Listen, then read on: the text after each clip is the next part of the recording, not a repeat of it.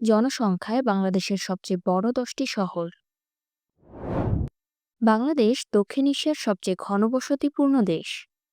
গ্রাম থেকে শহরে মানুষের স্থানান্তর, শিল্পায়ন, শিক্ষা, কর্মসংস্থান ও নাগরিক সুযোগ সুবিধার আকর্ষণে দেশটির শহরগুলোর জনসংখ্যা দ্রুত বাড়ছে। এই প্রবণতা বাংলাদেশের নগরায়নকে যেমন ত্বরান্বিত করছে, তেমনি সৃষ্টি করছে নতুন নতুন চ্যালেঞ্জ। দ্য আর্ট বাংলা সেরাদর সিরিজের আজকের পর্বে আমরা আপনাদের জানাবো জনসংখ্যায় বাংলাদেশের সবচেয়ে বড় ১০টি শহর সম্পর্কে। ১০. ময়মনসিংহ।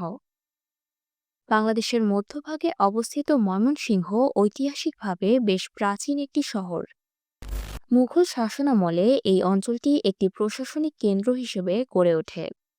ব্রিটিশ আমলে ময়মনসিংহ ছিল একটি জেলা শহর এবং এখানেই স্থাপিত হয় পূর্ববঙ্গের অন্যতম প্রাচীন দুটি শিক্ষা প্রতিষ্ঠান, ময়মনসিংহ জিলা স্কুল ও বাংলাদেশ কৃষি বিশ্ববিদ্যালয়। বর্তমানে এটি ময়মনসিংহ বিভাগের প্রশাসনিক কেন্দ্র। শহরটির আয়তন প্রায় ৩২ বর্গ কিলোমিটার, যেখানে জনসংখ্যা প্রায় ৫ লাখ। কৃষি গবেষণা, শিক্ষা প্রতিষ্ঠান এবং ব্রহ্মপুত্র নদীর পাড় ঘেঁষা মনোরম প্রাকৃতিক দৃশ্যের জন্য এই শহরটি বিখ্যাত। এছাড়া এখানকার লোকসাহিত্য ও সংস্কৃতি বিশেষভাবে সমাদৃত। ময়মনসিংহ গীতিকা বাংলা লোকসাহিত্যের অমূল্য সম্পদ। ৯. রংপুর। রংপুর বাংলাদেশের উত্তর পশ্চিমাঞ্চলে অবস্থিত একটি শহর, যা একই সাথে রংপুর বিভাগের প্রশাসনিক কেন্দ্র। তিস্তা নদী ও তার শাখা প্রশাখা দ্বারা বেষ্টিত এই অঞ্চলটি প্রাচীনকাল থেকেই কৃষিনির্ভর একটি গুরুত্বপূর্ণ এলাকা হিসেবে পরিচিত। পূর্বে এটি রঙ্গপুর নামে পরিচিত ছিল, যার অর্থ আনন্দের শহর বা রঙের শহর। ব্রিটিশ শাসনামলে এটি একটি গুরুত্বপূর্ণ প্রশাসনিক ও বাণিজ্যিক কেন্দ্রে পরিণত হয়। রংপুর শহরটির মোট জনসংখ্যা প্রায় ৭ লাখ এবং এর আয়তন প্রায় ২০৫ বর্গ কিলোমিটার। রংপুর শতরঞ্জি শিল্পের জন্য বিশেষভাবে পরিচিত, যা হাতে বোনা কার্পেট এবং এর রং ও নকশার জন্য দেশ বিদেশে খ্যাতি লাভ করেছে। এছাড়াও এখানকার লোকনৃত্য, ভাওয়াইয়া গান এই অঞ্চলের সাংস্কৃতিক ঐতিহ্যকে তুলে ধরে। ৮. কুমিল্লা।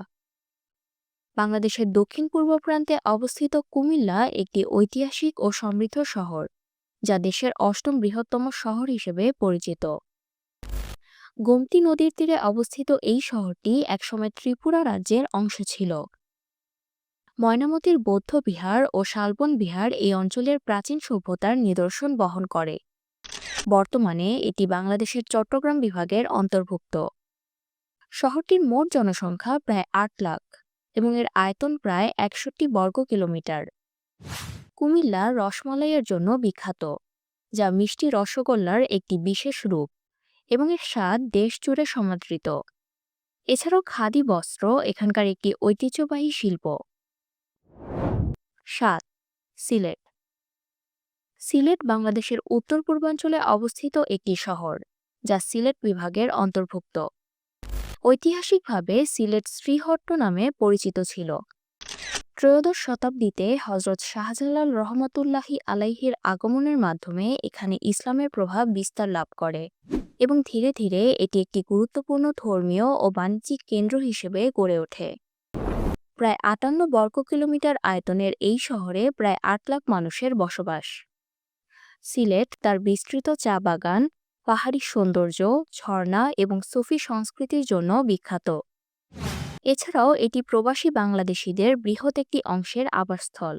বিশেষত যুক্তরাজ্য ভিত্তিক বাংলাদেশিদের একটি বিরাট অংশ সিলেটের বাসিন্দা। ৬. নারায়ণগঞ্জ। নারায়ণগঞ্জ বাংলাদেশের মধ্যাঞ্চলে অবস্থিত এবং ঢাকা বিভাগের অন্তর্ভুক্ত একটি শহর। শীতলক্ষ্যা নদীর তীরে অবস্থিত এই শহরটি দেশের অন্যতম প্রধান শিল্প ও বাণিজ্যিক কেন্দ্র হিসেবে সুপরিচিত। ব্রিটিশ শাসনামলে পাট শিল্পের বিকাশের ফলে নারায়ণগঞ্জ একটি আন্তর্জাতিক বাণিজ্যিক কেন্দ্রে পরিণত হয় এবং প্রাচ্যের ড্যান্ডি নামে খ্যাতি লাভ করে। বর্তমানে বাংলাদেশের বৃহত্তম অভ্যন্তরীণ নদী বন্দরগুলোর মধ্যে এটি অন্যতম, যা দেশের বিভিন্ন প্রান্তে পণ্য পরিবহনে গুরুত্বপূর্ণ ভূমিকা পালন করে। নারায়ণগঞ্জের আয়তন প্রায় ৩৩ বর্গ কিলোমিটার এবং জনসংখ্যা প্রায় ৯ লাখ। শহরটি বস্ত্রশিল্প, বিশেষত পাটকল এবং গার্মেন্টস শিল্পের জন্য বিখ্যাত। শীতলক্ষ্যা নদীর তীরে গড়ে ওঠা অসংখ্য কলকারখানা এখানকার অর্থনৈতিক চালিকা শক্তি। এখানকার ঐতিহ্যবাহী জামদানি শাড়ি এবং বিভিন্ন পুরাতন স্থাপত্য এবং ধর্মীয় স্থানগুলো ইতিহাস ও ঐতিহ্যের নিদর্শন বহন করে। ৫. রাজশাহী। রাজশাহী বাংলাদেশের উত্তর পশ্চিমাঞ্চলে অবস্থিত এবং রাজশাহী বিভাগের অন্তর্ভুক্ত একটি শহর। প্রাচীন বাংলার মহানন্দা ও পদ্মা নদীর সংযোগস্থলে অবস্থিত এই অঞ্চলটি প্রাচীনকালে পুন্ড্রবর্ধন সাম্রাজ্যের প্রভাবে গড়ে ওঠে, যার রাজধানী ছিল ঐতিহাসিক মহাস্থানগড়। এখানকার অন্যান্য ঐতিহাসিক স্থাপত্য যেমন বরেন্দ্র গবেষণা জাদুঘর এবং বিভিন্ন প্রাচীন মসজিদ ও মন্দির আজও কালের সাক্ষী হয়ে দাঁড়িয়ে আছে। ব্রিটিশ শাসনামলে রাজশাহী একটি প্রশাসনিক ও শিক্ষা কেন্দ্রে পরিণত হয়। বর্তমানে প্রায় ১২১ বর্গ কিলোমিটার আয়তনের এই শহরে প্রায় ১০ লাখ মানুষের বসবাস। রাজশাহী তার শিক্ষা প্রতিষ্ঠান, ঐতিহাসিক স্থাপনা, রেশম শিল্প এবং আমবাগানের জন্য বিখ্যাত। এছাড়া রাজশাহী বাংলাদেশের সবচেয়ে পরিচ্ছন্ন শহর হিসেবে পরিচিত, যা পরিবেশবান্ধব শহর গড়ার দিক থেকে আন্তর্জাতিক স্বীকৃতি পেয়েছে। ৪. খুলনা। খুলনা রূপসা ও ভৈরব নদীর তীরে অবস্থিত বাংলাদেশের দক্ষিণ পশ্চিমাঞ্চলে অবস্থিত একটি গুরুত্বপূর্ণ শহর। এটি খুলনা বিভাগের অন্তর্ভুক্ত। ব্রিটিশ শাসনামলে এটি একটি গুরুত্বপূর্ণ নদীবন্দর এবং ব্যবসা বাণিজ্যের কেন্দ্রে পরিণত হয়, যা পরবর্তীতে শিল্প বিকাশের পথ প্রশস্ত করে। প্রায় ৯৯ বর্গ কিলোমিটার আয়তনের এই শহরে প্রায় ১৫ লাখ মানুষের বসবাস। খুলনা এর শিল্প কারখানা, বিশেষত পাটকল ও জাহাজ নির্মাণ শিল্পের জন্য বিখ্যাত। বাংলাদেশের দ্বিতীয় বৃহত্তম সমুদ্র বন্দর মংলা বন্দরের নৈকট্য এই শহরের অর্থনৈতিক গুরুত্বকে আরও বাড়িয়ে দিয়েছে। এছাড়াও এই শহরটি সুন্দরবনের প্রবেশদ্বার হিসেবে পরিচিত, যা একটি বিশ্ব ঐতিহ্যবাহী স্থান এবং বিশ্বব্যাপী পর্যটকদের আকর্ষণ করে। ৩. গাজীপুর। গাজীপুর বাংলাদেশের মধ্যভাগে অবস্থিত এবং ঢাকা বিভাগের অন্তর্ভুক্ত একটি শহর। রাজধানী ঢাকার সন্নিকটে অবস্থিত হওয়ায় গাজীপুর শিল্প, শিক্ষা ও প্রশাসনিক কার্যক্রমে গুরুত্বপূর্ণ স্থান দখল করে আছে। গাজীপুরের ইতিহাস মূলত মুঘল আমল থেকে শুরু হলেও ব্রিটিশ শাসনামলে এটি বাণিজ্যিক ও কৃষিভিত্তিক অঞ্চলে রূপ নেয়। বাংলাদেশের স্বাধীনতার পর এই অঞ্চল দ্রুত শিল্পক্ষেত্রে বিকাশ লাভ করে। শহরটির আয়তন প্রায় ৩২৯ বর্গ কিলোমিটার এবং জনসংখ্যা প্রায় ৩০ লাখ। গাজীপুর বাংলাদেশের সবচেয়ে বড় গার্মেন্টস ও শিল্পাঞ্চল হিসেবে পরিচিত। এখানে হাজারেরও বেশি তৈরি পোশাক কারখানা রয়েছে। এছাড়া বাংলাদেশ কৃষি গবেষণা ইনস্টিটিউট, বাংলাদেশ প্রাণী সম্পদ গবেষণা ইনস্টিটিউট এবং গাজীপুর কৃষি বিশ্ববিদ্যালয় এই শহরকে শিক্ষা ও গবেষণার কেন্দ্রবিন্দুতে রেখেছে। ২. চট্টগ্রাম।